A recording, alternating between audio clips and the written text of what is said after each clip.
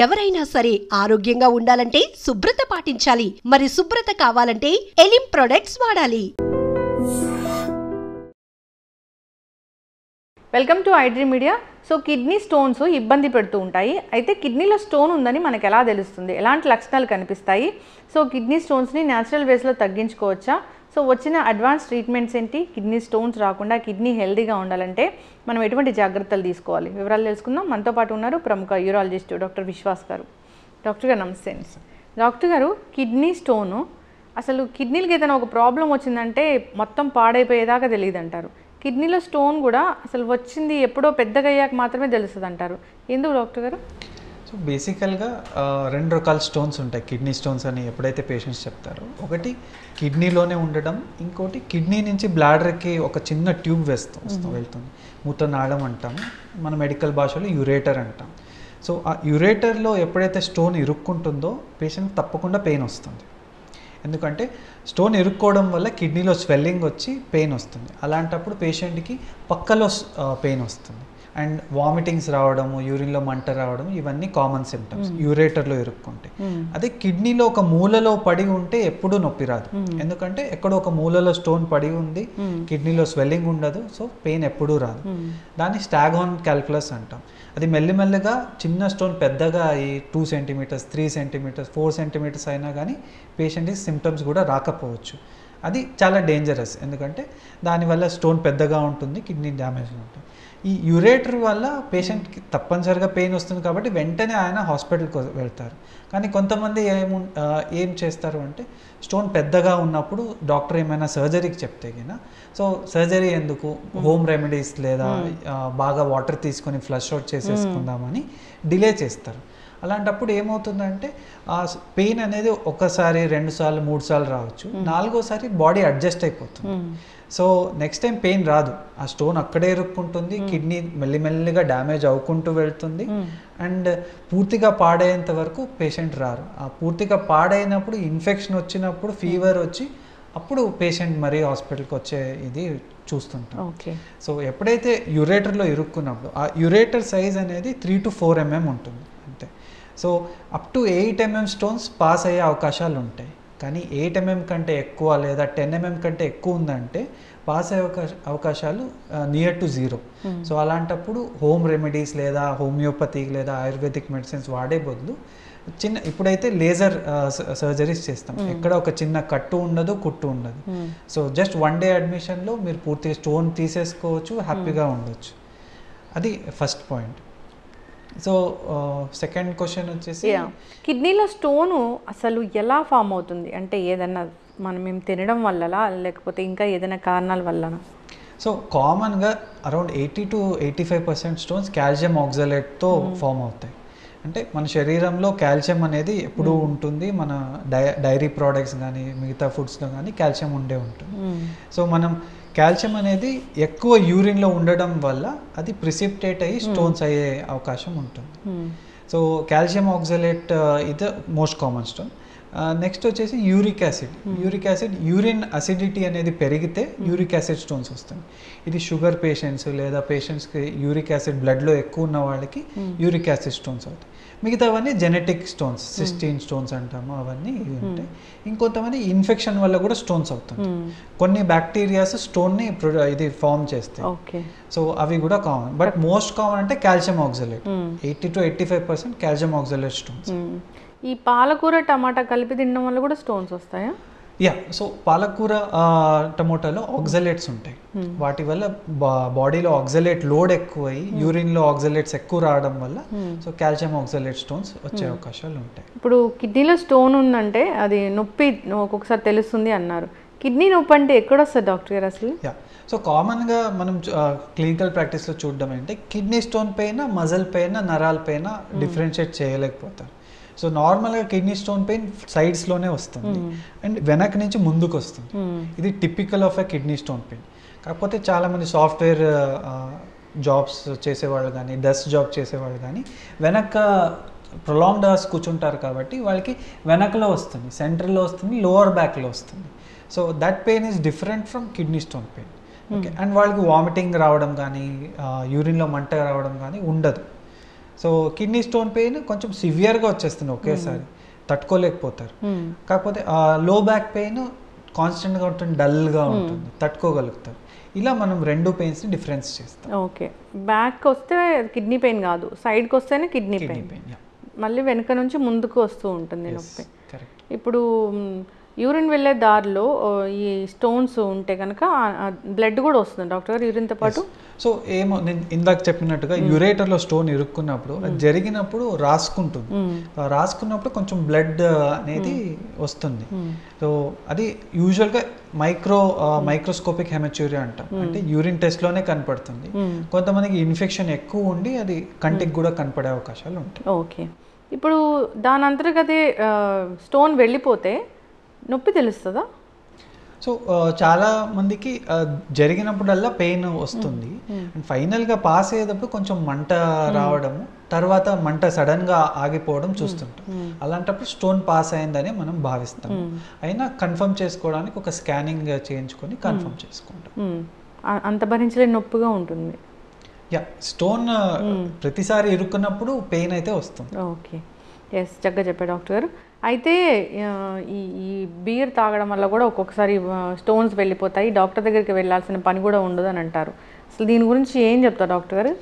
So this is the biggest bro advice అనమాట. చాలా మంది ఫ్రెండ్స్ తమ ఫ్రెండ్స్కి బీర్ తాగిపో స్టోన్ ఫ్లష్ అయిపోతుంది అని చెప్తారు. సో బీర్ తాగడం వల్ల యూరిన్ ఎక్కువ ఫామ్ అవుతుంది. సో యూరిన్ అయితే తరచుగా వెళ్తారు, కాకపోతే ఆ స్టోన్ పాస్ అవుతుందా లేదా సైజ్ మీద డిపెండ్ అవుతుంది. చిన్న స్టోన్స్ అనుకోండి బీర్ తాగినా తాగకపోయినా పాస్ అయిపోతుంది. కొంచెం పెద్ద స్టోన్స్ అంటే మనం వాటర్ ఎక్కువ తాగితే ఖచ్చితంగా పాస్ అయిపోతుంది. కానీ 8 to 10 mm కంటే ఎక్కువ ఉందనుకోండి, 10 బీర్లు తాగినా కానీ ఆ స్టోన్ అనేది ఫ్లష్ అవ్వదు. ఇన్ఫ్యాక్ట్ బీర్ తాగడం వల్ల యూరిన్లో అసిడిటీ పెరుగుతుంది. ఆ పెరగడం వల్ల యూరిక్ యాసిడ్ స్టోన్స్ పెరుగుతాయి. ఇంకో కాంప్లికేషన్ వస్తుంది. ఎస్, అయితే ఇప్పుడు వచ్చిన అడ్వాన్స్ ట్రీట్మెంట్స్ అంటే ఏమి కోతలు లేకుండా చేస్తారా? ఎట్లా చేస్తారు డాక్టర్ గారు అది? దాన్ని ఏమంటారు అసలు? సో బేసికలీ ఈ యూరేటర్స్లో స్టోన్ ఇరుక్కుంటే మనం URSL అనే ప్రొసీజర్ చేస్తాం. దాంట్లో యూరిన్ దారిలోనే ఒక చిన్న కెమెరా వెళ్ళి లేజర్తో ఆ స్టోన్ని డస్ట్ చేసేసి తీసేస్తాం. అదే కిడ్నీలో ఉందంటే ఆ ప్రొసీజర్ పేరు RIRS అంటాం, అంటే రెట్రోగ్రేడ్ ఇంట్రారీనల్ సర్జరీ. అంటే యూరిన్ దారి నుంచి ఒక చిన్న కెమెరా వెళ్ళి కిడ్నీలోనే స్టోన్ని లేజర్తో డస్ట్ చేసేసి వదిలేస్తాం. ఇంతకుముందు ఏం చేసేవారు, ఇక్కడి నుంచి ఇక్కడ దాకా పెద్ద కోత చేసేవారు, అండ్ దానివల్ల కాంప్లికేషన్స్ కూడా చాలా ఉండేవి. ఇప్పుడు అడ్వాన్స్డ్ ఉంది కాబట్టి ఏ కోత లేకుండా మనం 1 dayలో, అంటే ఈరోజు పొద్దున్న పేషెంట్ అడ్మిట్ అయ్యారంటే ఈవినింగ్ కల్లా డిశ్చార్జ్ అయ్యేలా అంత అడ్వాన్స్డ్ లేజర్ ప్రొసీజర్స్ మనం చేస్తున్నాం. సో ఎవరైతే స్టోన్స్ పెద్దగా ఉన్నాయో అనవసరంగా సర్జరీ అని భయపడకుండా జస్ట్ తీపించుకుంటే మన కిడ్నీస్ హెల్తీగా ఉంటాయి. ఈ స్టోన్ ఇప్పుడు కిడ్నీలో చాలా రోజుల నుంచి ఒక స్టోన్ ఉంటే కిడ్నీని డ్యామేజ్ చేస్తుందిగా? అవును. సో కిడ్నీ ఆ దారిలో ఎప్పుడైతే స్టోన్ ఇరుక్కుంటుందో కిడ్నీలో స్వెల్లింగ్ వచ్చేస్తుంది. స్వెల్లింగ్ వచ్చిందంటే దాని అర్థం కొంత డ్యామేజ్ వచ్చేసింది. ఓకే, సో ఒక కిడ్నీలో 1 million నెఫ్రాన్లు ఉంటాయి. రోజుకు 5,000 to 10,000 నెఫ్రాన్స్ లాస్ అవుతూనే ఉంటుంది. సో అనవసరంగా మనం వేరే ట్రీట్మెంట్స్ చేసుకుంటూ డిలే చేస్తే గిన ఆ నెఫ్రాన్ లాస్ పోయింది, మళ్ళీ తిరిగి రాదు. సో అది మనం ఎప్పుడు మైండ్లో పెట్టుకోవాల్సి వస్తుంది. ఓకే, ఏదైనా కొన్ని ఆహార పదార్థాలు తీసుకోండి కిడ్నీ స్టోన్స్ కరిగిపోతాయి అని అంటే దాంట్లో అసలు నిజం ఉంటుందా? సో బేసికల్గా సిట్రిక్ యాసిడ్ ఫ్రూట్స్ లేదా లెమన్ జ్యూస్ తీసుకుంటే మన యూరిన్ pH పెరిగి ఏదైతే స్టోన్స్ ఉంటాయో అవి చిన్నగా ఉంటే కరిగే అవకాశాలు, కొంచెం పెద్దగా ఉంటే ఇంకా సైజ్ పెరగకుండా ఉండే అవకాశాలు ఉంటాయి. సో బెస్ట్ హోమ్ రెమెడీ అంటే 1 is వాటర్, 2 is నిమ్మరసం. ఈ 2 తీసుకుంటే గిన కిడ్నీ స్టోన్స్ అయ్యే అవకాశాలు చాలా చాలా తక్కువ. మిగతావన్నీ ఇంకొక కామన్ అపోహ ఏంటంటే మిల్క్ ఎక్కువ తీసుకోకూడదు. సో మిల్క్ ఎక్కువ తీసుకుంటే కాల్షియం ఎక్కువ అయ్యి స్టోన్స్ అవుతాయని. సో అది ఏం లేదు, ఎందుకంటే మనకి బోన్స్లో ఎప్పటికీ కాల్షియం ఉండే ఉంటుంది. మీరు మిల్క్ తీసుకున్నా తీసుకోకపోయినా బోన్స్ నుంచి శరీరం అనేది కాల్షియం తీసేసుకుంటుంది. సో మోడరేట్ క్వాంటిటీస్లో కాల్షియం తీసుకోవచ్చు మనం. సో కొంతమంది పోస్ట్ మెనోపాజల్ అంటే 50 దాటిన మహిళలు కామన్గా కాల్షియం సప్లిమెంట్స్ తీసుకుంటుంటారు. సో వాళ్ళకి కిడ్నీ స్టోన్స్ ఎక్కువగా అయితే మనం చూడం, ఎందుకంటే వాళ్ళు ఒకే డోస్ తీసుకుంటారు అండ్ శరీరానికి తగ్గినట్టు తీసుకుంటారు కాబట్టి కిడ్నీ స్టోన్స్ అవకాశం ఉండదు. So this is the dietary advice we had. Doctor గారు, మరి కిడ్నీలు ఎప్పటికీ బాగుండాలి, స్టోన్స్ ఫామ్ అవ్వకూడదు అంటే అసలు జాగ్రత్తలు ఏం తీసుకోవాలి? So first thing and second thing and third thing water. So water అనేది తీసుకుంటే 80% ఆఫ్ స్టోన్స్ మనం ప్రివెంట్ చేసేసుకోవచ్చు, అంత హై వెయిటేజ్ ఉంటుంది అనమాట. సో వాటర్ రోజుకి 2.5 to 3 లీటర్స్ మినిమం తీసుకోవాలి based on the occupation and dehydration. Next వచ్చేసి కొంతమందికి ఒకసారి స్టోన్ వచ్చిందంటే కొన్ని రకాల ఫుడ్ని అవాయిడ్ చేయమని చెప్తాం ఆర్ రిస్ట్రిక్ట్ చేయమని చెప్తాం. దాంట్లో వచ్చేసి అనిమల్ ప్రోటీన్ ఏదైతే నాన్ వెజ్ ఉందో తరచుగా తీసుకునే బదులు కొంచెం రిస్ట్రిక్ట్ చేయమని చెప్తుంటాం. థర్డ్ వచ్చేసి కొన్ని హై ఆక్సలేట్ రిచ్ ఫుడ్స్, వీటిలో చాక్లెట్ కానీ, డ్రై ఫ్రూట్స్ కానీ, మైదా కానీ, బయట దొరికే ప్రాసెస్డ్ ఫుడ్స్ కానీ, పాలక్ కానీ, టొమాటో సాస్ కానీ, ఇలాంటి ఫుడ్స్లో ఆక్సలేట్స్ చాలా హైగా ఉంటాయి కాబట్టి వాటిని అవాయిడ్ చేయమని చెప్తాం. డ్రై ఫ్రూట్స్ కూడా, ఎస్, డ్రై ఫ్రూట్స్లో ఆక్సలేట్స్ చాలా ఎక్కువ ఉంటాయి. అన్ని నట్స్, పీనట్స్, క్యాష్యూ నట్స్, అన్ని నట్స్. ఇప్పుడు ఎక్కడ చూసినా డ్రై ఫ్రూట్స్ ఎరా నడుస్తుంది అన్నట్లు ఉంది, హెల్తీ అని వాడుతుంటారు. సో నార్మల్గా మీకు స్టోన్ లేదు అంటే మీరు మోడరేట్ క్వాంటిటీస్లో తీసుకోవచ్చు. కాకపోతే మీకు ఒక్కసారి స్టోన్ వచ్చిందంటే కొంచెం రిస్ట్రిక్ట్ చేయడం బెటర్. ఓకే.